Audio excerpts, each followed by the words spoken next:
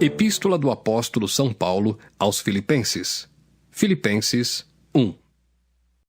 Paulo e Timóteo, servos de Jesus Cristo, a todos os santos em Cristo Jesus que estão em Filipos, com os bispos e diáconos, graça a vós e paz da parte de Deus, nosso Pai, e da do Senhor Jesus Cristo.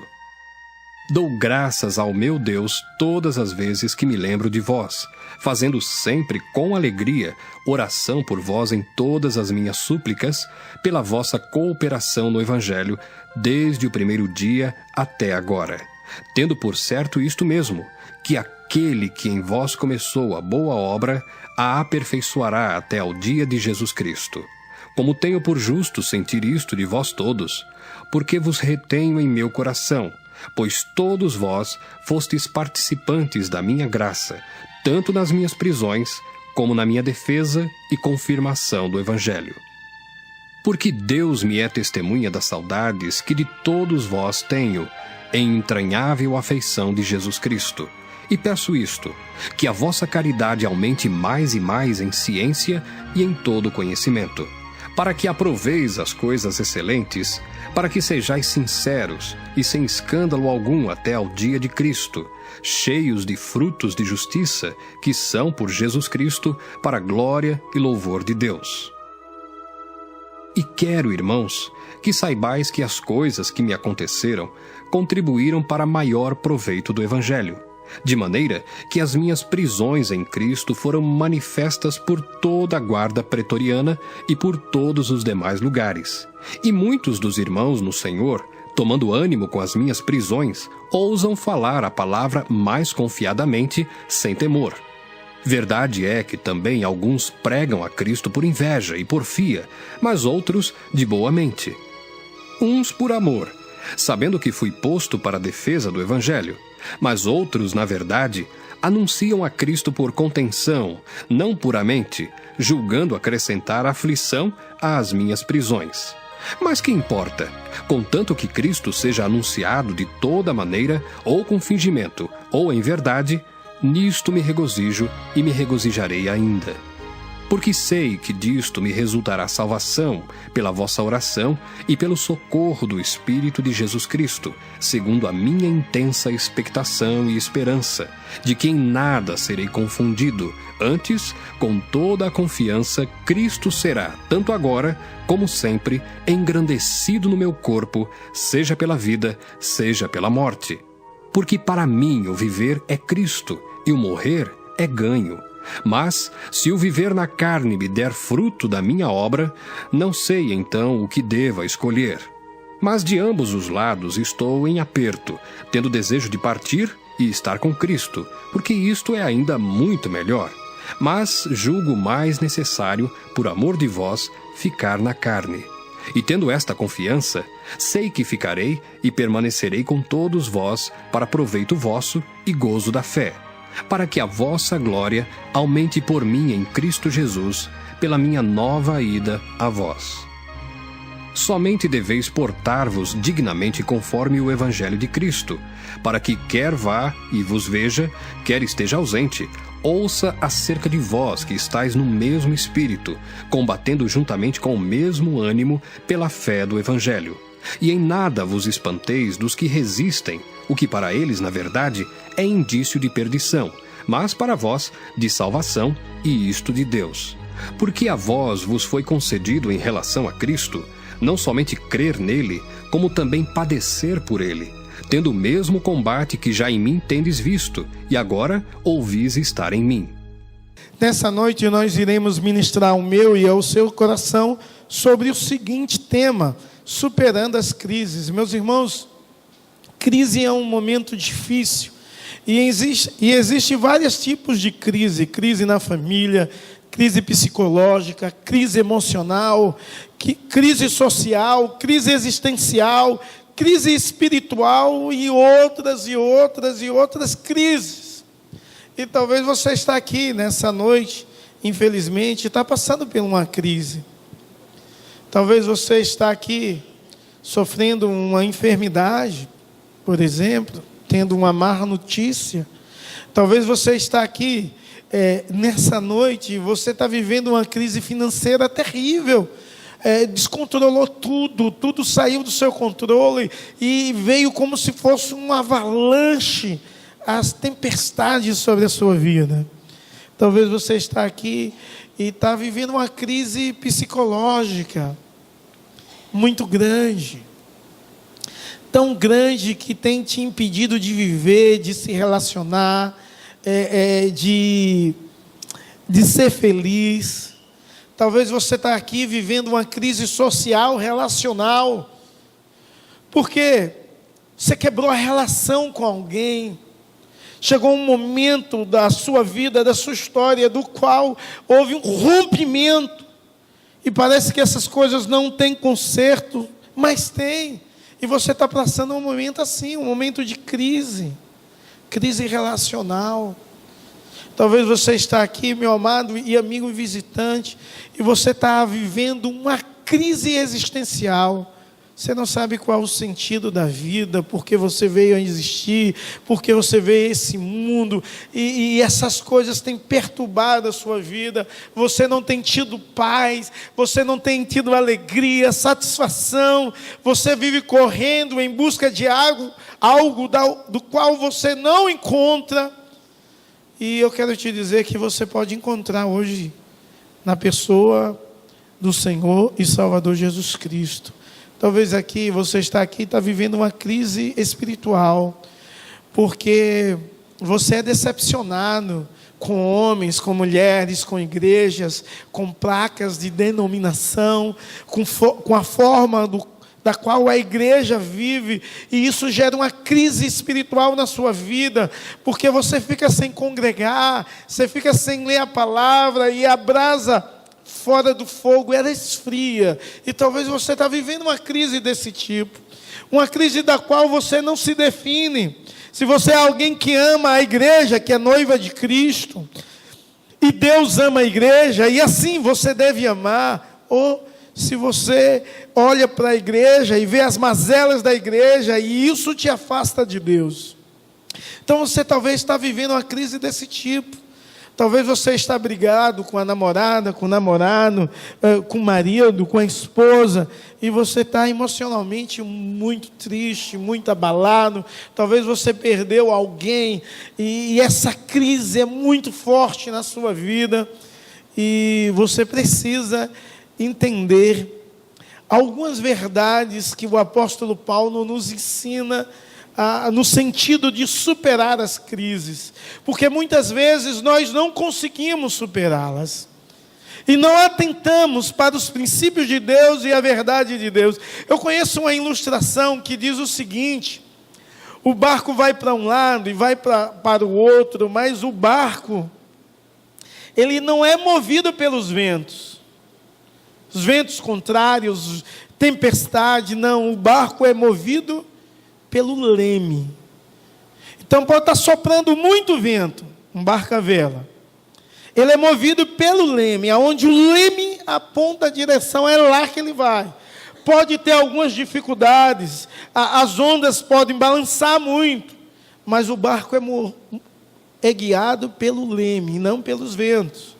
Nós não devemos ser guiados pelas tempestades, pelos ventos que sopram algumas vezes contrários. Nós devemos ser guiados pela graça de Deus, pela presença de Deus, pelo Deus da provisão, Deus verdadeiro. Então devemos entender e aprendermos a superar as crises para a glória, louvor e adoração e exaltação do nosso poderoso Deus e Pai, Senhor Jesus Cristo. Eu fico maravilhado quando eu ouço essa frase, que é uma expressão do que tem na Bíblia, mas não é literalmente o que a Bíblia diz. Vamos ler uma só vez, voz. Paulo desejava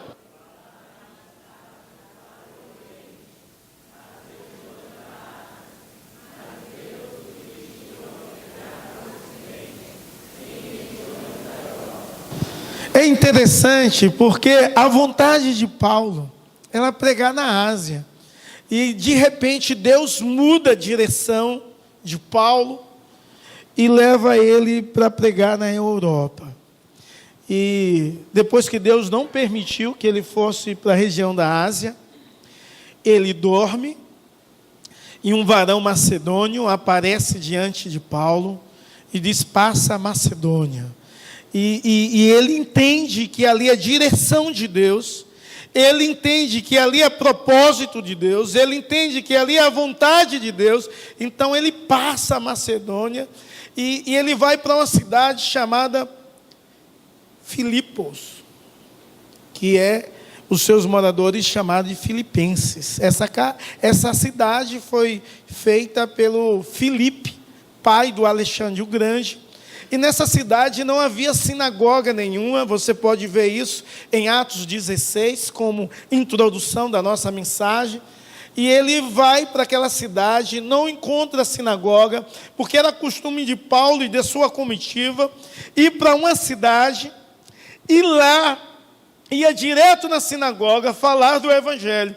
Mas ele vai naquela cidade, não encontra sinagoga nenhuma, e o texto diz que eles encontram um lugar que parece ser um lugar de oração. E era um lugar à beira do rio, e havia mulheres ali, e eles chegam naquele lugar com uma intenção de orar, e eles oram ao Senhor, e depois eles expõem a palavra de Deus, e a igreja em Filipos nasce.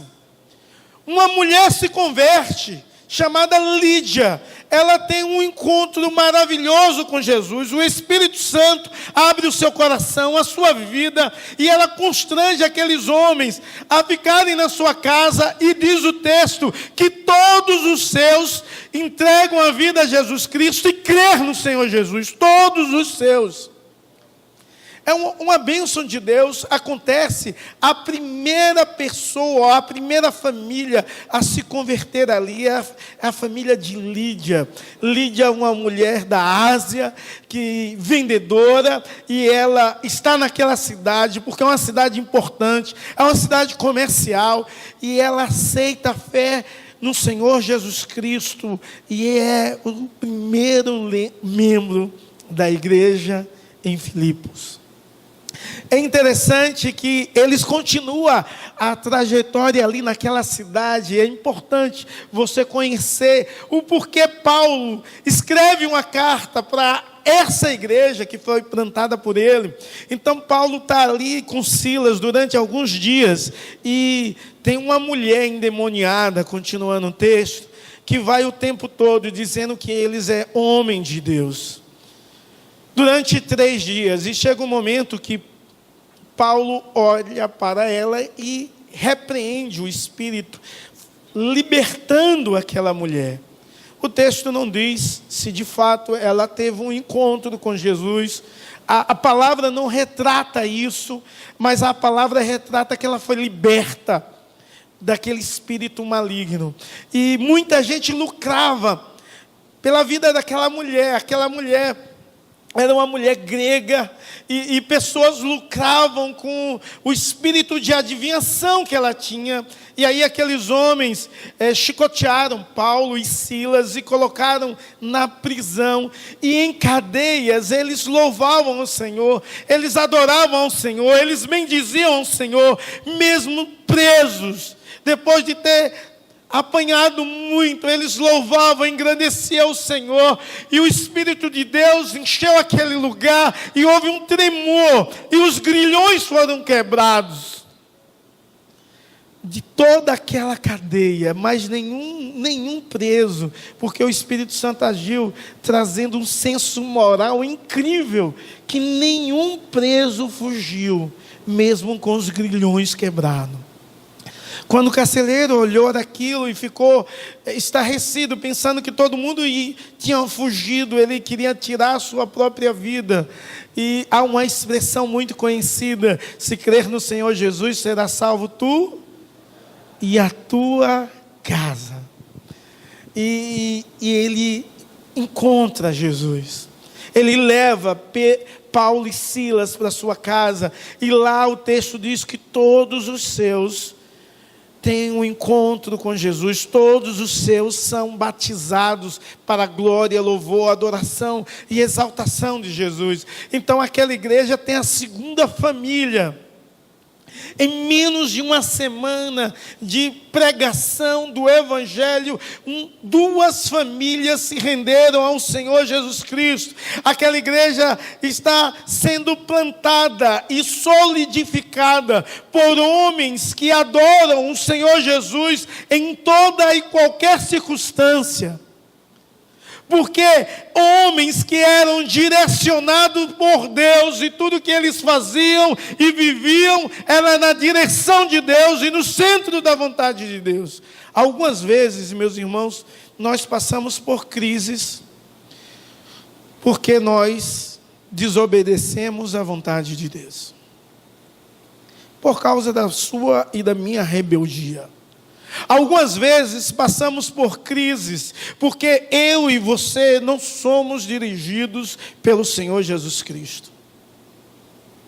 Algumas vezes passamos por momentos difíceis e adversos, porque nós provocamos a essa situação. Mas no texto aqui que nós lemos, eles tiveram momentos adversos, no texto que nós citamos. Não porque eles provocaram a situação, mas porque Deus direcionou eles para ali. E agora, anos depois, na primeira prisão de Paulo em Roma, ele escreve uma carta. Ele escreve uma carta àquela igreja que nasceu sobre essa circunstância. Ele escreve uma carta orientando e agradecendo esse povo. E pelo menos no capítulo 1, nós podemos ver que essa carta tinha saudação. Paulo, pode abrir Filipenses 1 e ficar aberto. Ele começa a saudar esses irmãos em Filipe. Ele ama muito essa igreja. Esses irmãos ajudou ele muito. Essa carta é uma carta dizendo: olha, eu sou grato a vocês. Vocês me ajudam. Eu amo vocês de todo o meu coração. E ele dá ações de graças a essa igreja de forma extraordinária. Quando chega no verso 9, ele começa a fazer uma oração magnífica por essa igreja. Eu acho que todos nós deveríamos fazer oração como essa. Ele pede que Deus aumente o amor mais e mais na vida daquele povo. Meus amados, vivemos um período de frieza espiritual. Sabe por quê? Porque o amor de Deus tem se esfriado no coração do povo.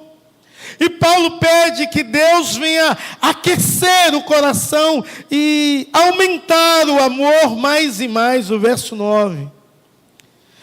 Em segundo lugar, Paulo dá até uma pregação essa oração. Ele pede que eles tenham mais discernimento. E todos nós precisamos de discernimentos espirituais. Todos nós precisamos de discernimento a respeito das coisas de Deus e dos projetos de Deus. Depois Paulo ora para que eles tenham um caráter sincero, verso 10. Eles possam ser homens e mulheres sinceras. Ele ora para que Deus venha encher a vida deles com fruto de justiça. Na verdade, a oração de Paulo é: Deus, faz desse povo uma nação abençoada, pessoa que aumenta o seu amor mais e mais para contigo, para com o próximo, tem discernimento das coisas espirituais, para que haja caráter sincero, para que haja uma vida cheia de frutos de justiça, isso seja expresso e visto por todas as pessoas. Ele faz essa oração magnífica e no versículo 12, que é o texto base, ele começa a falar do que ele tem vivido, do que ele tem sofrido. Ele diz: quero ainda, irmãos, cientificar-vos de que as coisas que terem acontecido. E aí, o primeiro ponto de superando as crises, Paulo enfatiza o poder de Deus mais o poder de Deus e menos os obstáculos. Cara, ele diz bem assim: eu quero que vocês tenham certeza do que eu tenho passado. Eu passei por muitas coisas, e a retrato dessa cidade, Paulo tinha sido açoitado, ele tinha sido preso e ele tinha sido perseguido, e você vê isso em Atos 16. Agora ele está em cadeias, na sua primeira prisão, uma prisão domiciliar, mas é uma prisão, e ele diz assim: olha, eu quero que vocês entendam o que eu passei, mas só há possibilidade de superarmos os obstáculos da vida, sabe quando? Quando enfatizamos o poder de Deus, quando cremos no poder de Deus, quando entendemos que toda circunstância, Deus está no controle de tudo. A vida da qual você está vivendo, Deus tem o controle. Aonde e o lugar do qual você vive e talvez está sofrendo, Deus tem o controle. A situação que você está vivendo, Deus tem o controle de tudo. Então Paulo diz: olha, eu tenho passado por muitas coisas, mas eu creio nesse Deus que tem todo o poder no céu, na terra, o Deus que pode mudar todas as coisas. E em vez de murmurar, reclamar, questionar a Deus, eu prego o Evangelho. Em vez de viver a questionar os desígnios de Deus, eu faço a vontade de Deus. E algumas pessoas fazem por invejas. Verso 15. Outras pessoas fazem por contenda. Então Paulo está dizendo: olha, tem gente que faz a obra de Deus porque é invejoso para aparecer. Tem outros que faz a obra de Deus por contenda. E tem pessoas que deixam de fazer a obra de Deus por conta da circunstância. Paulo está dizendo que ele não é moldado pela circunstância, mas pela ação poderosa de Deus. E ele tem convicção de Deus que o chamou, e tem convicção do seu ministério, da sua vida. Então ele supera as crises, enfatizando o poder de Deus. O poder de Deus da pregação do Evangelho que transforma, que redime, que restaura, que liberta, que perdoa. Ele entende nesse poder extraordinário, miraculoso. E ele diz: eu estou sofrendo coisas, eu estou sofrendo momentos difíceis, há muita perseguição, houve açoites, eu estou em prisão, mas a circunstância não determina quem eu sou. Cara, tem muita gente que é rancorosa. Já conheceu gente assim? Sofreu tanto, mas há uma mágoa, um rancor, gente amarga, gente que não sabe falar com outras pessoas. Tudo bem? Tudo bem!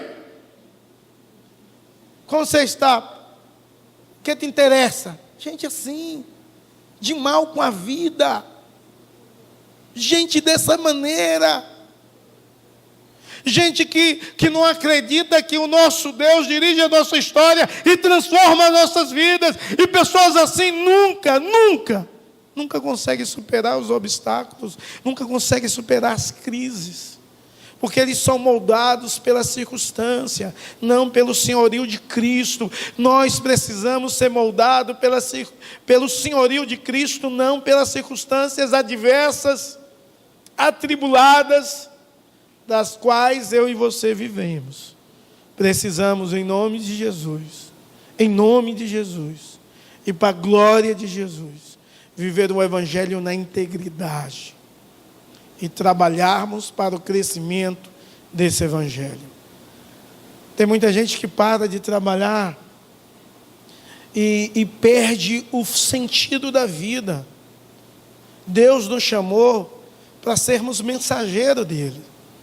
Não só ser mensageiro do Senhor no momento que está tudo bem. Deus nos chamou para sermos mensageiros do Senhor em toda e qualquer situação, tudo para a glória e louvor e adoração do Senhor. Mas nós muitas vezes somos egoístas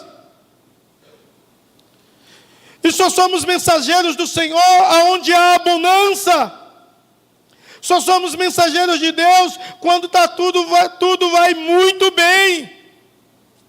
Se a igreja entendesse o porquê do que você foi chamado, você viveria de uma outra forma. A sua ótica não era nas situações, nas circunstâncias, na tempestade, nos ventos, e não era isso que iria guiar a sua vida. Mas sim a ação poderosa de Deus, o Espírito Santo, e você iria anunciar Jesus, e a igreja seria outra. Mas os nossos olhos estão tão voltados ao terreno, à terra, às coisas terrenas, às coisas mundanas, os nossos próprios desejos, anseios, que nós servimos a nós mesmos, em vez de servirmos a Deus. Há uma inversão de valores totalmente. A igreja dos nossos dias precisa rever o seu conceito de cristianismo, de igreja, de filho de Deus, de servo do Senhor Altíssimo. Devemos aprender a superar as nossas crises. A vida não é fácil para ninguém, mas tem vezes que fica pior para você a maneira da qual você encara a sua situação. E, em segundo lugar, devemos superar as crises, cortando os obstáculos. O verso 12, parte B. Antes, vamos ler em uma sua voz. Antes, vocês não estão aqui comigo não, estão dormindo, estão com a mente fora. Verso 12.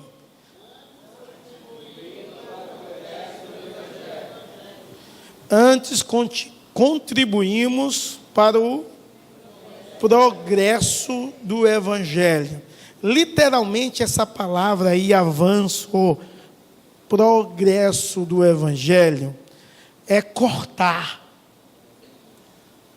Os militares de Roma, quando iam invadir uma cidade, Paulo utiliza essa mesma ideia, porque é necessário que você venha lembrar que ele está escrevendo uma carta, mas ele está preso, amarrado a um soldado. Então ele usa um termo que o soldado conhece para instruir aquela igreja. O soldado romano, o exército romano, quando ia invadir uma cidade, e ele saía da sua cidade até a outra cidade, ia cortadores de árvores na frente, cortando e limpando tudo, porque o exército romano imponente, tinha de passar em tudo limpo. Então os cortadores iam na frente cortando. Era esses caras que davam um avanço do exército romano. Era que faziam avançar, limpava o caminho. Paulo está usando a expressão diante de um soldado para que ele possa entender claramente o que ele está ensinando àquela igreja. Que aquela igreja tem de cortar todos os obstáculos para que o Evangelho venha crescer mais e mais. Paulo, ele está preso. Paulo continuava em missão, mesmo estando em prisão. Ele continuava avançando, ele continuava em missão, mesmo na cadeia. Ele continuava em missão, fazendo a vontade de Deus. E muita gente, em meio aos obstáculos da vida, irmãos, não conseguem superar. Quantas pessoas desistem no meio do caminho?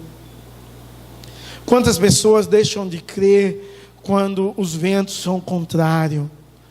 Quantas pessoas deixam de continuar firme e olhando para o centro e o autor e consumador de nossa fé, quando as coisas não saem como você planejou? Quantas pessoas deixam de crer quando recebem uma má notícia e estão orando para que Deus mude e as coisas pioram?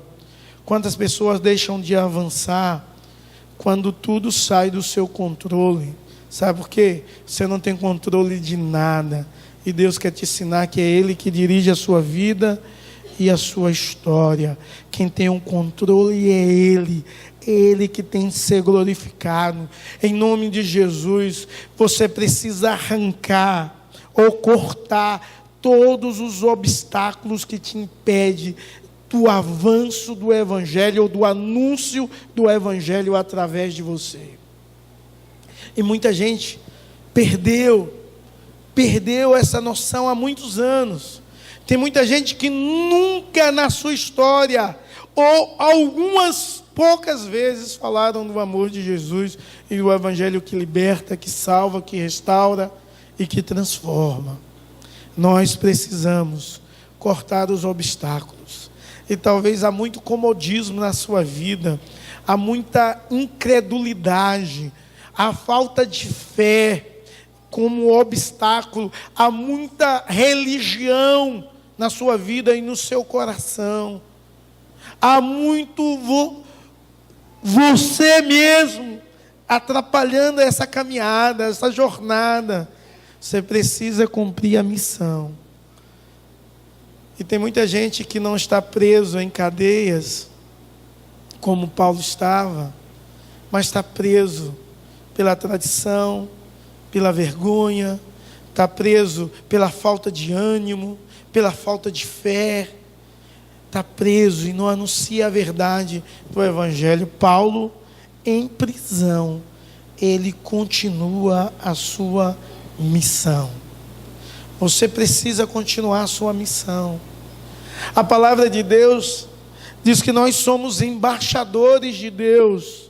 E como embaixadores de Deus devemos anunciar e falar o que o nosso rei ordena. E quantas vezes a igreja é omissa e não vence os obstáculos da vida, nem as situações adversas que acontecem, porque não acredita no poder de Deus, na ação de Deus, no Deus que pode mudar todas as coisas. Supere os obstáculos, supere a crise, corte os obstáculos, o que tem te impedido de vencer, o que tem te impedido de crescer, o que tem te impedido de anunciar o Evangelho mais e mais. E em terceiro lugar, encare a crise como uma oportunidade. E eu chamo a sua atenção à leitura dos versos 13 e 14. Vamos acordar, que eu acho que vocês estão dormindo. Vamos ler comigo. De maneira que as minhas cadeias...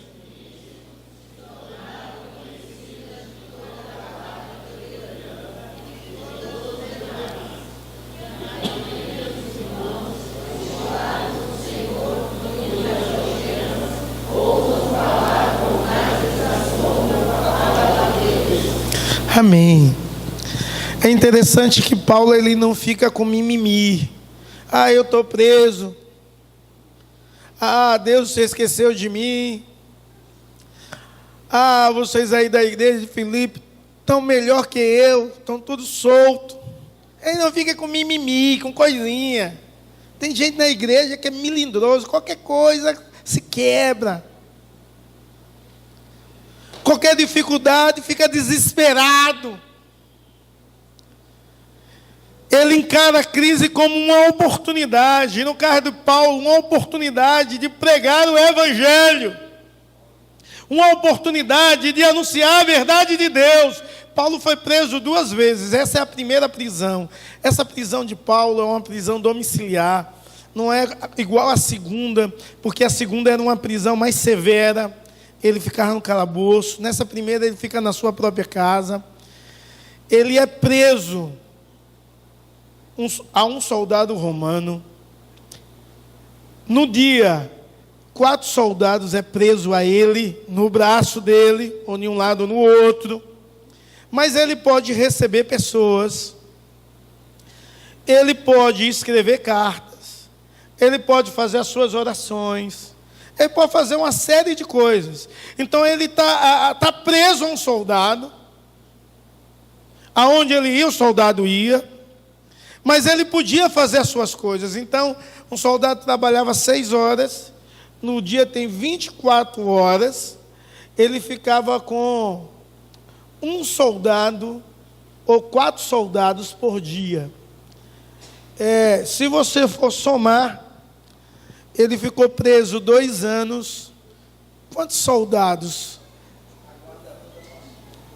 Possivelmente, a guarda inteira passou por Paulo, pela mão de Paulo. Então, ele viu uma oportunidade para evangelizar. As cadeias deram ao Paulo a oportunidade de ter contato com os perdidos. E a igreja perdeu esse senso de ser luz nas trevas. As cadeias deu a oportunidade de Paulo evangelizar a tropa de elite do Império Romano, os pretorianos. Deu a oportunidade de ele falar do amor de Deus a esses caras. Imagine, cara, um cara preso a ele, Paulo orando: Deus, eu te louvo pela tua bondade, pelo teu amor, porque tu és um Pai presente, pela salvação do Senhor Jesus Cristo. O cara estava lá ouvindo. Paulo escrevendo e dizendo: eu vou escrever uma carta. E aí Paulo evangelizando aquele homem, e alguns se converteram. Imagine, irmãos. Ele viu isso como uma oportunidade. Supere as crises. Encare a crise como uma oportunidade. Talvez você está passando tanta crise na sua vida, na sua história. Busque o reino de Deus e a sua justiça, e as demais coisas vão ser acrescentadas. Pare de mimimi, pare de chorar.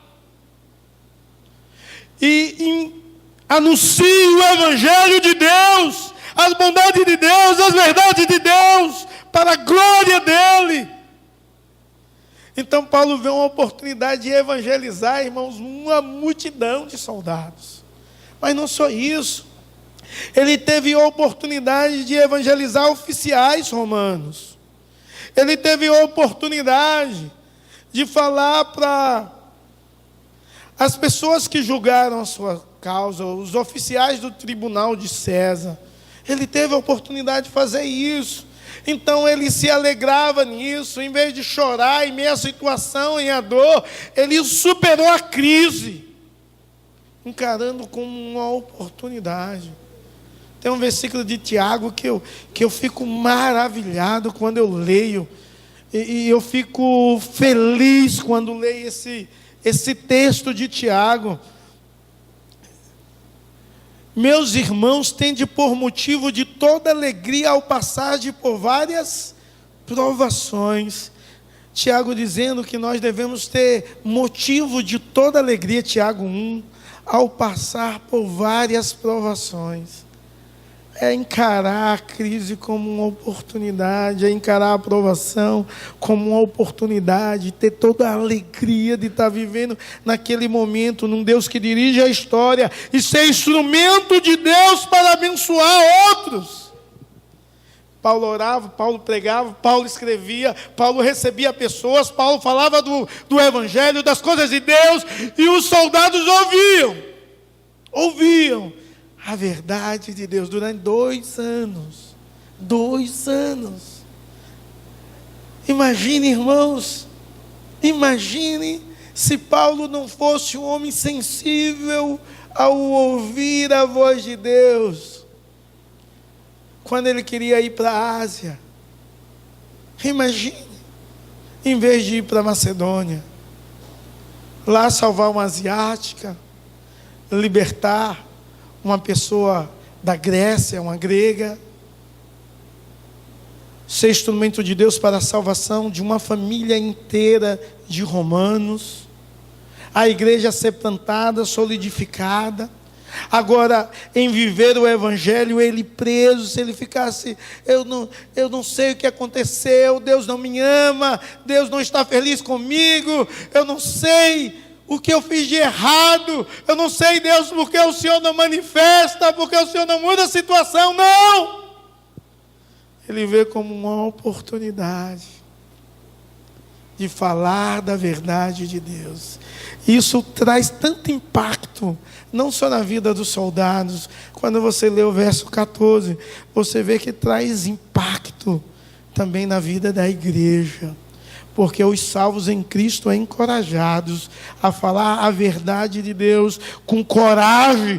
A sua coragem é renovada para falar do amor de Deus. Se Paulo está preso, privado de algumas coisas, fala com tanto amor, ora por a igreja de Filipos. Se Paulo preso, ele consegue fazer o avanço do evangelho tão magnífico. Ele nessa primeira prisão, ele escreve a carta dos Filipenses, Efésios e Filemão. Colossenses também ele escreve nessa primeira prisão. Ele está trabalhando, ele está servindo a Deus, ele está usando da crise uma oportunidade de encorajar, de abençoar e de falar do amor de Deus. Então a igreja, ela é renovada, a sua coragem, o seu amor de falar do reino de Deus. A igreja dos nossos dias não está presa, mas está de braços cruzados à verdade de Deus e à verdade do Evangelho. A igreja dos nossos dias é uma igreja que só quer ver a nós, o vosso reino nada. A igreja dos nossos dias é uma igreja apática, é uma igreja que não lê a palavra, não fala do amor de Jesus Cristo, é uma igreja que não ora, é uma igreja que não busca Deus e é uma igreja murmuradora. Precisamos rever os nossos conceitos. Precisamos superar todas as crises que sobrevêm sobre as nossas vidas. Precisamos, em nome de Jesus, dar mais crédito ao poder de Deus, à ação de Deus, do que a situação. Precisamos, em nome de Jesus e para a glória do Senhor, arrancar ou cortar os obstáculos que nos impedem de recebermos a vitória ou de anunciarmos o Evangelho. Precisamos encarar a crise como uma oportunidade que Deus nos dá para encorajarmos pessoas e para fazermos o nome de Deus engrandecido. Eu já visitei muitas pessoas em crise e visito. Eu já fui em vários hospitais e visitei vários leitos. E algumas vezes eu ia confortar e saía confortado. Algumas vezes eu ia encorajar e saía encorajado. E talvez você já passou por isso. Pessoas que entenderam e superaram a crise. Pessoas que não viviam pelo vista, mas viviam pelo que cria. E Deus te chama a viver assim. Por isso que Paulo, quando vai terminar ainda esse primeiro capítulo, ele diz que o morrer é lucro, porque ele vivia com intensidade. Ele vivia a verdade de Deus. Ele não ficava murmurando, questionando ou com meninice. Ele vivia pela fé. E a vontade de Deus é que você viva pela fé e seja instrumento de Deus em qualquer circunstância da sua vida, em nome e para a glória do Senhor Jesus. Amém.